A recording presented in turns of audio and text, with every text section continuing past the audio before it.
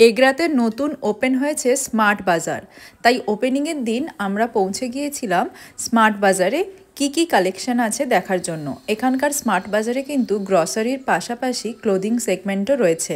আর ওপেনিংয়ের দিন যা হয় যে কোনো মলে, ভিড় পুরো মেলার মতো। আমরা তো ঢুকে আবার উল্টো পথেই বাইরে বেরিয়ে এসেছিলাম। এত ভিড় যে কোনো কিছু দেখারই সুযোগ পাচ্ছি না, শুধু বন্যার মতো যেন মানুষ জলের আকারে বয়ে চলেছে। তবে বাইরে এসে দেখলাম এই শাক আর ফুলকপিটাই একমাত্র আমার সস্তা লেগেছে। এত ভিড় ঠেলাঠেলি করে এসে সন্ধেবেলা তাই বানিয়ে ফেললাম পরোটা। এখানে আমি 4 কোনা মেথি শাকের পরোটা বানিয়েছিলাম।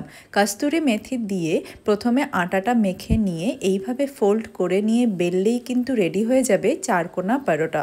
আর এই 4 কোনা পরোটার সাথে কিন্তু আমি বানিয়েছিলাম ছোলার ডাল, যেটা ছিল এই নারকেল দিয়ে। আমার প্রিয় এই খাবারটা সব থেকে।